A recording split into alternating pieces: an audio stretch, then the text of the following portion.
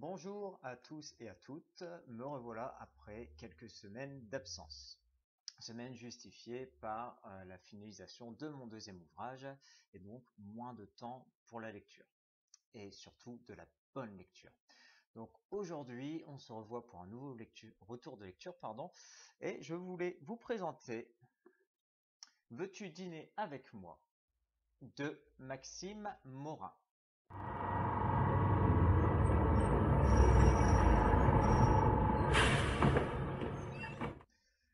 Alors, on est sur un thriller.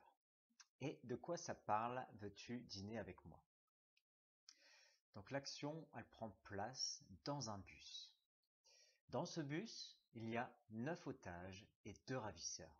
Et parmi les 9 otages, on rencontre Maxence, et non Maxime, j'ai dû refaire la vidéo parce que j'avais confondu les deux.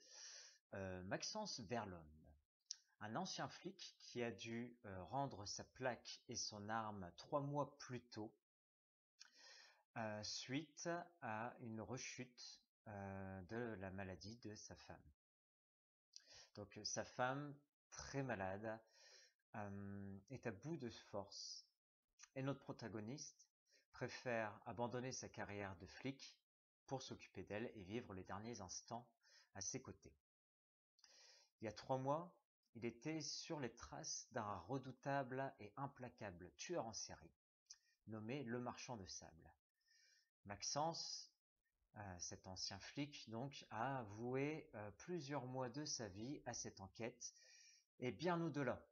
Sacrifiant sa vie de famille, il a passé jour et nuit à essayer de faire coïncider les pièces du puzzle pour essayer d'arrêter ce, ce tueur en série abominable, sans jamais y parvenir, ce qui lui a valu les foudres des médias et de sa hiérarchie. Donc on découvre Maxence Verlon dans ce bus. Il se réveille avec un horrible mal de tête, découvre 8 autres otages, les 2 ravisseurs, alors que ce matin même, il venait d'enterrer sa femme. Que s'est-il passé? Pourquoi cette prise d'otage? Comment est-ce qu'on l'a emmené dans ce bus? Quelles sont les motivations des ravisseurs? Quel est le lien qu'il a avec les 8 autres otages? Parce qu'il le découvre rapidement, s'il est ici, ce n'est pas le fruit du hasard.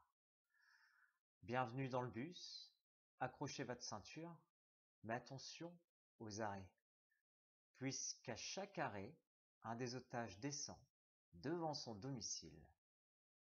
Jusque-là, tout devrait bien se passer, mais pourquoi, lorsque le premier otage est libéré, plutôt que de rentrer tranquillement chez lui, il préfère prendre un revolver et se loger une balle dans le crâne?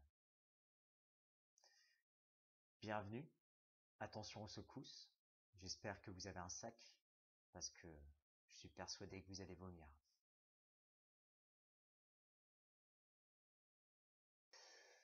Donc, veux-tu dîner avec moi? L'action, déjà, l'époque, c'est à notre époque actuelle. Donc ça prend place dans notre époque actuelle, bien que on comprend qu'elle est un peu en avance sur son temps. Elle est un peu avant-gardiste par rapport notamment aux nouvelles technologies. Sans en dire plus, en tout cas, on va s'y reconnaître. On va se reconnaître dans ce Paris du 21e siècle. On va reconnaître ces longues autoroutes que le bus va emprunter, les différentes villes, les différentes étapes par lesquelles il va passer. Après, par rapport à l'ambiance, nous sommes dans un huis clos, comme je le disais précédemment. Nous sommes dans ce bus où on peut palper l'ambiance.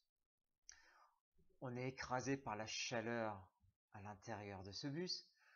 On est assiégé par les odeurs qui s'en dégagent, que ça soit l'odeur caractéristique des rideaux du bus, des assises en tissu, mais également des fluides corporels humains.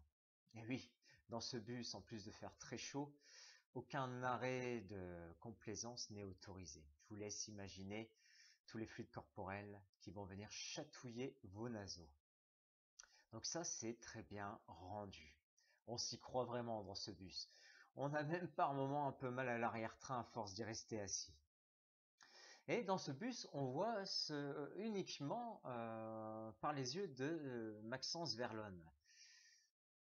On ne voit que ce que lui aperçoit, on ne ressent que ce que lui pense et décrypte de la scène autour de lui.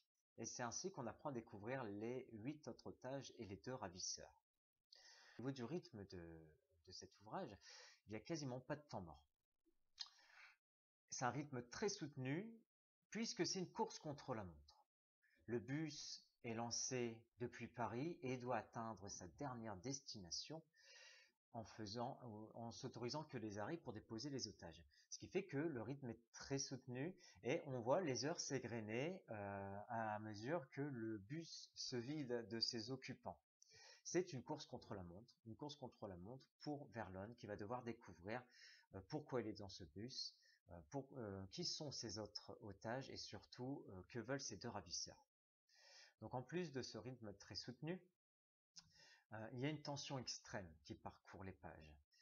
On se sent épié par les ravisseurs. On a l'impression que le moindre de nos mouvements peut attirer l'attention sur nous et nous faire passer un sale quart d'heure. Oui, ce ne sont pas des ravisseurs tout beaux, tout roses, tout gentils. Non, non, non. Si vous dérangez, n'hésiteront pas à vous passer à tabac. On a peur de bouger dans ce bus. On a peur de ce qui va se passer. On a surtout peur qu'il s'arrête pour nous. On a peur de reconnaître notre maison, de descendre et de savoir que la fin est proche. C'est palpitant, c'est vraiment palpitant. Les émotions sont à fleur de peau. À mesure que Maxime va creuser dans sa mémoire, on va voir également des réviviscences par rapport à sa dernière enquête, donc pour attraper le marchand de sable. On va avoir aussi les derniers moments de tendresse avec sa femme Marion, ce qui va vraiment construire une identité, l'identité de Maxence Verlon, avec une efficacité sans pareil. Donc ça, bravo Maxime pour ce personnage, pour ce flic que tu as habilement construit. Moi j'ai adoré faire la connaissance de Maxence. Ensuite, concernant la plume de l'auteur, la plume de Maxime Morin, je trouve qu'elle est très intéressante parce qu'elle joue sur 2 styles. Le style des réviviscences, où c'est plus somptueux, parfois même poétique, et un style qui est un peu plus brut, un peu plus efficace, un peu plus rentre-dedans dans les phases d'action. C'est un ancien flic et il a ses propres codes. Il a sa propre perception du monde qui l'entoure, il a un œil avisé, aiguisé, et ça se ressent quand il s'apprête à passer à l'action.